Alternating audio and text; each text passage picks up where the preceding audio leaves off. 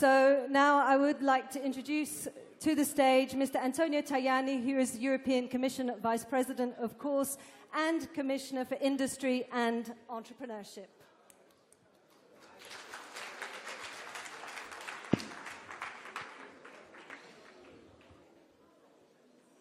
Chers amis africains, chers amis européens, un grand merci pour être ici à discuter des affaires, du développement de l'amitié entre l'Afrique et l'Europe.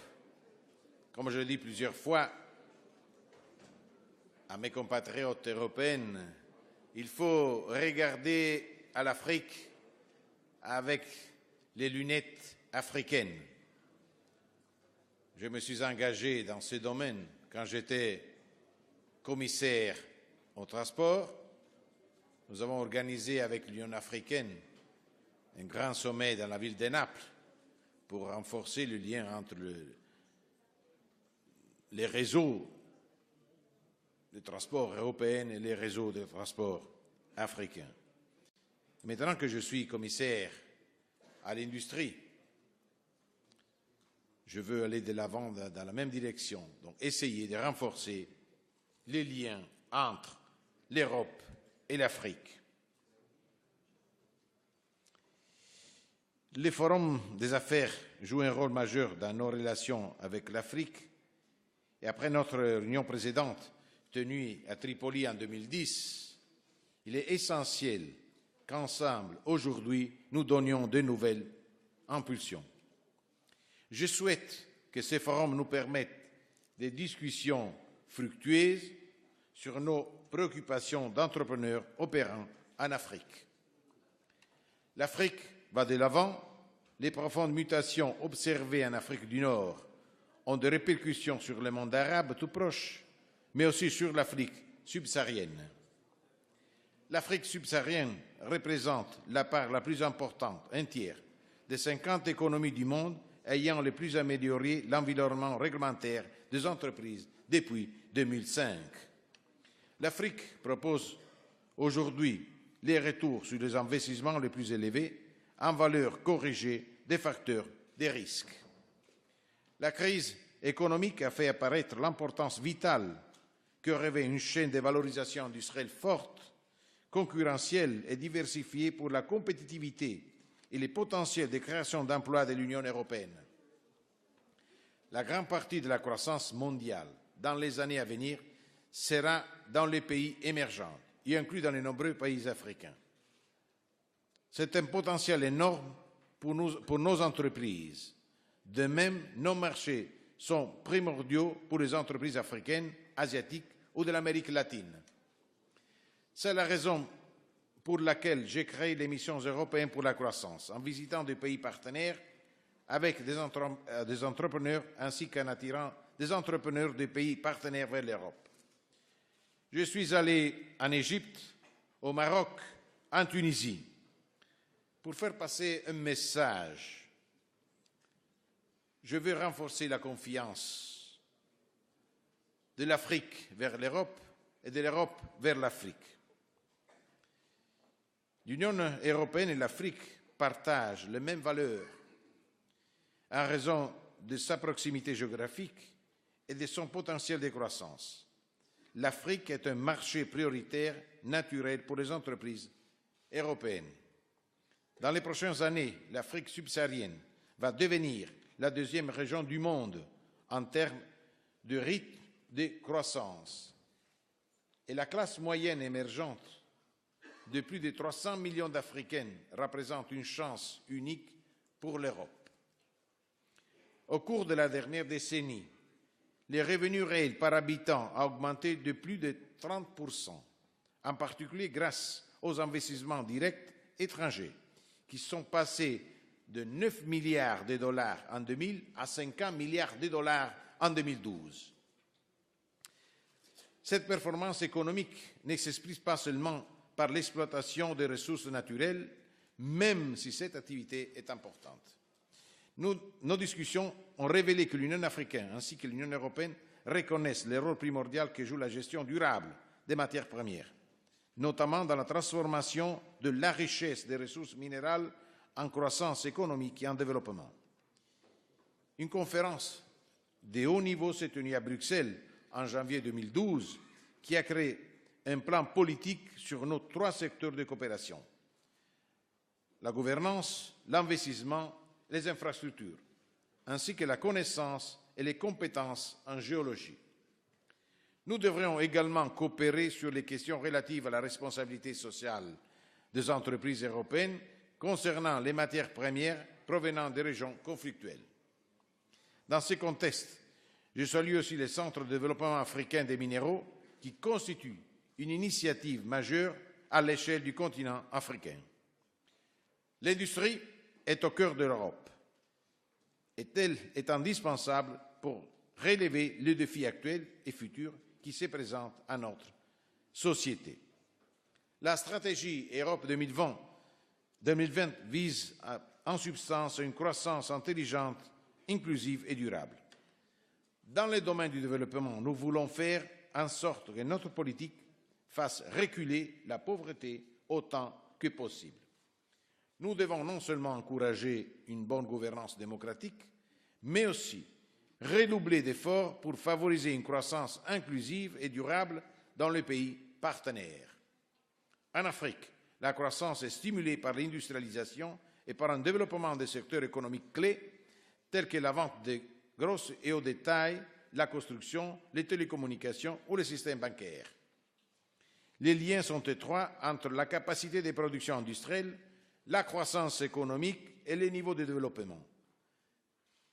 Parmi les régions et pays en développement, ceux qui récoltent les fruits de la mondialisation sont ceux qui s'industrialisent rapidement. Les échanges intra-africains affichent une tendance à la hausse et la part des produits manufacturés s'y établit à 46%. Il s'agit là d'un indicateur d'une évolution sensible vers plus de technicité dans la nature des échanges intra-africains. En septembre 2010, j'ai lancé les processus sur la responsabilité des entreprises dans le domaine des produits pharmaceutiques. Nous avons élargi notre mandat initial aux pays en voie de développement et particulièrement à l'Afrique. L'industrie européenne est un partenaire engagé et prêt à contribuer à l'amélioration de l'accès aux médicaments dans les pays en développement. Nous avons aussi compris que les partenariats privés et public-privé sont en train de créer de nouvelles opportunités de marché pour les médicaments sûrs et de haute qualité. Par conséquent, je suis très heureux que cet important sujet soit devenu une partie intégrante de ces sommets d'affaires. La technologie est un catalyseur formidable pour le développement social et économique en soutien des efforts de développement de l'Afrique. Aussi, les activités spatiales sont une pierre angulaire de notre coopération avec l'Afrique. L'Europe a développé des technologies avancées qui peuvent bénéficier à l'Afrique. Je pense à la navigation par satellite et aux bénéfices que l'Afrique pourra retirer de sa coopération avec l'Union européenne pour le système européen EGNOS, European Geostationary Navigation Overlay Service. Et je pense également à notre programme satellitaire d'observation de la Terre appelé Copernicus. Et c'est pourquoi je me réjouis de pouvoir signer avec le commissaire de l'Union africaine, M. Ikunga, un arrangement de coopération sur Copernicus et l'Afrique. L'espace, c'est l'avenir. Il faut coopérer dans ce domaine. Et l'espace aussi grâce au service de nos systèmes, le GPS européen qui s'appelle Galileo, il y aura tellement de services. Nous pourrons utiliser le signaux qui arrivent des satellites début 2015 dans les domaines de l'agriculture, de la pêche, de la santé publique, de la protection civile. Cela va aussi aider beaucoup le développement de l'Afrique. Voilà pourquoi il faut renforcer ce lien dans les domaines de l'espace. Et je pense que c'est l'avenir. Nous aurons aussi la possibilité, et je vous demande de vous engager dans vos pays pour avoir de nouveaux petites et moyennes entreprises capables d'utiliser le signal qui arrive de l'espace. Economy is an important tool to increase citizen welfare. Companies are the heart of our economic system, and by generating jobs, they ensure an income for employees and their families. Finance availability is a key element to increase economic development. Recently, almost one-third of European small and medium-sized companies saw their request for a loan rejected or lowered by the banks. This problem is even more worrying in Africa, where more than 80% of the SMEs have difficult access to finance. It's a problem also for our SMEs, not only for African SMEs. We need to increase our efforts to make access to finance for SMEs easier in both continents. As I said, there are a lot of European programs for this, also in this European budget 2014-2020. Human resources are the heart of economic growth. SMEs are particularly concerned as they look at the job market to find new workers with the adequate skills. Education is another very important point for us, but also for you. It's important to strengthen our university. It's crucial to work in favor of a good link between university and companies. We are working in favor of clusters, university, big companies and small and medium-sized companies, working all together for the same goal. This is it's crucial. We need more engineers in Europe. I think also for Africa, for your competitiveness, we need more young engineers, more young people working or studying in this sector. For this, it is important to develop higher education and increase worker skills in order to match the know-how required by the competitive economy. In Europe, 85% of all new jobs are generated by SMEs. There are 23 million of SMEs in Europe. This is the heart of our economy. For us, it's important to strengthen this sector. During this crisis, also for Europe, it's not easy to back our companies. There are a lot of problems. We are ready also for a strong cooperation with you. Our experience is important, I think, for you, to work all together. As I said, I organize a lot of mission for growth in Africa because I want to increase the number of the joint ventures. I want also to increase the number of European companies working in Africa. Against delocalization, it's important to internationalize our companies, but also it's important to have more African companies in Europe. This mission for growth are crucial. The goal of this mission for growth is to strengthen the cooperation between our private companies and your private companies. Entrepreneurship is the driving force of our economy. We need to do more to incentivize entrepreneurial spirits and to support startups. A new generation of entrepreneurs is needed, and education plays a crucial role for this, as I said. Accordingly, the first pillar of our Entrepreneurship 2020 Action Plan is education and training. There is also a new program for young entrepreneurs. Everybody knows Erasmus for students. There is now Erasmus for young entrepreneurs. This is a good message, a strong message in favor young people. To be entrepreneurs, it's possible. And we want to pave the way for the young people because we need more women entrepreneurs and more young people entrepreneurs. Africa and its people aim to be a pole for global growth in the next decades.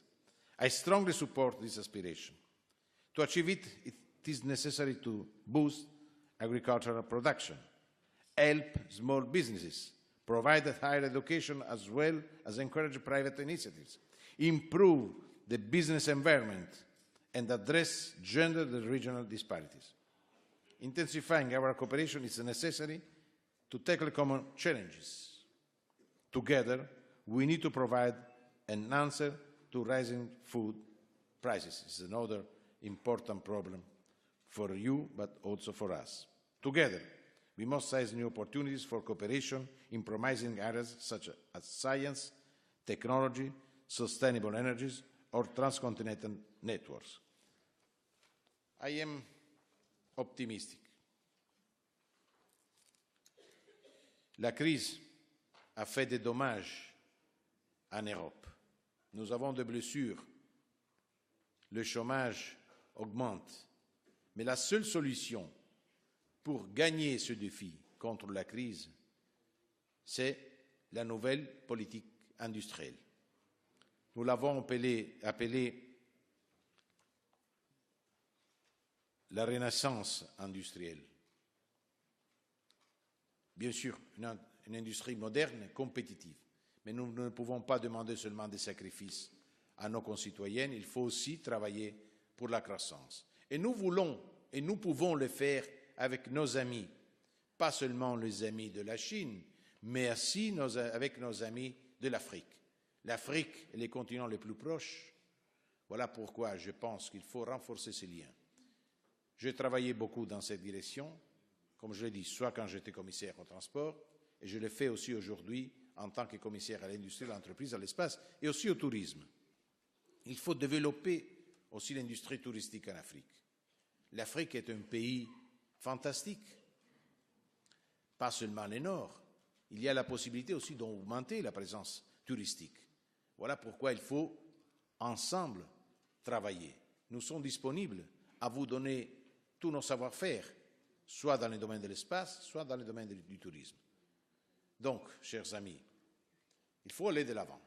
Et la journée d'aujourd'hui, je pense qu'il y a déjà un message d'optimisme, pas seulement pour vous, mais grâce à vous aussi pour l'Europe. Bon travail à vous tous.